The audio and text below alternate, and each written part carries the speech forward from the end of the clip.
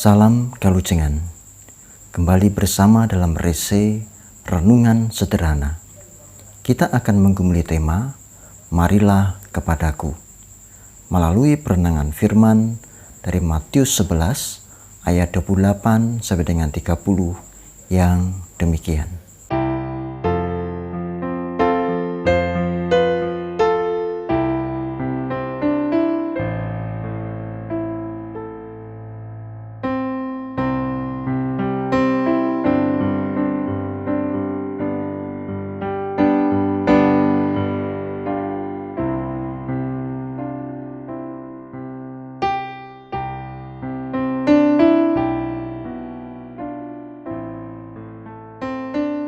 Bapak, Ibu, Saudara, dan anak-anak yang terkasih, hidup itu seperti panggung sebuah sandiwara.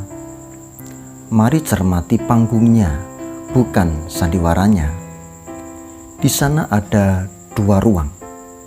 Ruang yang pertama adalah panggung di mana para penonton melihat drama yang ditampilkan.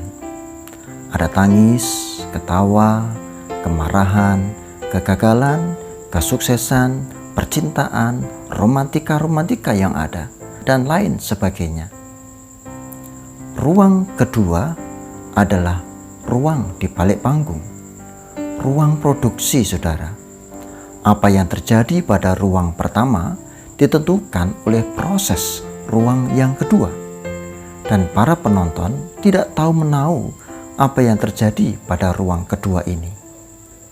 Nah, ketika panggung sandiwara adalah gambaran tentang kehidupan, apa yang tampak kita lihat pada saudara kita adalah ruang yang pertama. Ia tertawa, ia sedih, sukses, gagal, dan lain sebagainya. Namun sesungguhnya ada ruang kedua sebagai jawaban mengapa saudara kita itu bahagia atau sedih, dan lain sebagainya. Sayangnya, kita enggan untuk memasuki ruang kedua itu. Ya, mungkin memang karena rahasia atau secret, atau memang kita enggan, malas untuk masuk terlalu dalam. Tetapi sesungguhnya, ketika kita mau tahu ruang kedua itu, kita tak segera menghakimi tentang apa yang saudara kita alami. Tidak segera maido, tidak segera menjelek-jelekan atau hal yang sejenis. Mengapa? Karena kita tahu ruang produksinya. Kita tahu apa yang terjadi di balik itu semua. Saudaraku, setiap orang sesungguhnya memiliki ruang pertama dan ruang kedua. Apa yang terjadi dalam kehidupan kita ditentukan oleh proses produksi dari hidup sebelumnya, bukan?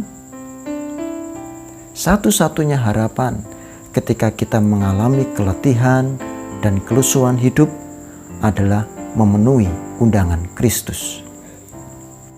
Kristus mengerti tak hanya ruang satu Anda, melainkan juga ruang kedua.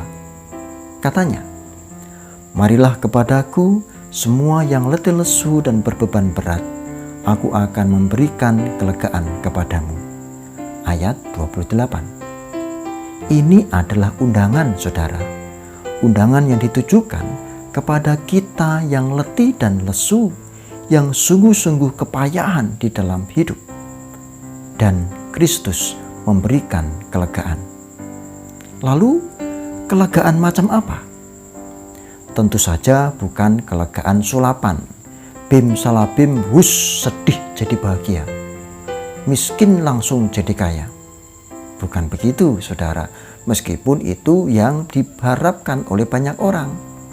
Mari perhatikan ayat 29 dan 30.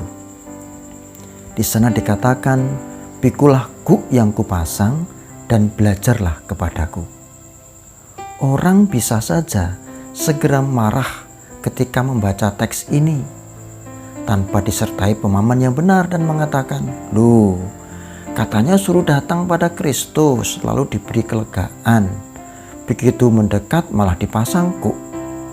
Lah saya itu datang supaya kuk yang membuat letih lesu ini hilang, sih.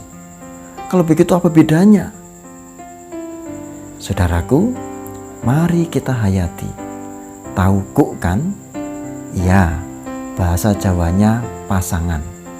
Biasa dipakai untuk membajak sawah. Di sana selalu ada sepasang, ada dua. Maksud Kristus yang mengatakan bahwa kuk yang kupasang itu adalah melepaskan kuk yang lama, lalu memasang kuk yang baru, dan di sana ada kita dan Kristus yang memikul kuk bersama-sama. Dan Kristus melanjutkan firman-Nya, dan belajarlah kepadaku. Dalam perjalanan hidup itu, Kristus lebih memilih untuk berjalan dan memikul kuk bersama-sama dengan kita. Ia datang membimbing kita dengan bersama-sama mengalami hidup kita. Ia mendekat dan ikut merasakan apa yang kita rasakan. Pada saat itu, ketika kita terantuk batu, Ia tak akan membiarkan kita benar-benar jatuh. Ada Kristus di samping kita. Pilihan Kristus adalah memikul kuk bersama-sama. Mengapa? Karena jawaban instan dari sebuah masalah tidak memberikan pelajaran yang berarti. Ketika seorang anak bertanya, "Mah, 2 kali 3 berapa?" Jika kita menjawab 6, "Ah ibu, Anda sedang tidak membantu anak Anda." Mestinya anak itu didekati, hadir bersamanya, dan mulai mengajarkan bahwa 2 kali 3 sama halnya 3 ditambah 3 atau 2 ditambah 2 ditambah 2. Suatu saat angkanya berbeda, tetapi anak Anda mampu mengerjakannya sendiri. Anda tak hanya sekadar memperhatikan ruang 1, melainkan ruang 2. Lihat, Kristus pun hadir untuk menyelami ruang kedua Anda. Dan itu memang butuh waktu. Bukan karena seolah Kristus kurang kuasa jika waktu menjadi lebih lama untuk mengubah kita. Karena tidak semua luka siap langsung disembuhkan. Ada tahapan-tahapan yang harus dilalui. Dan Kristus bersedia hadir dalam setiap tahapan hidup kita. Tapi Pak, saya sedang letih lesu dan sudah ikut ibadah online di mana-mana.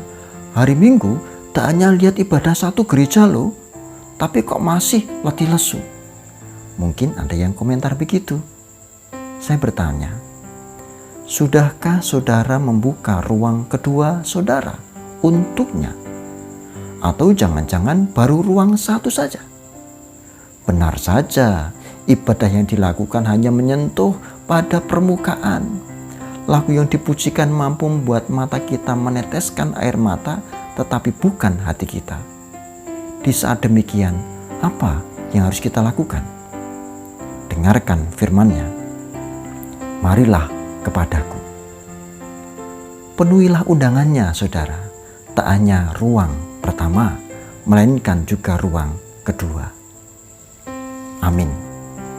Salam Kalujengan.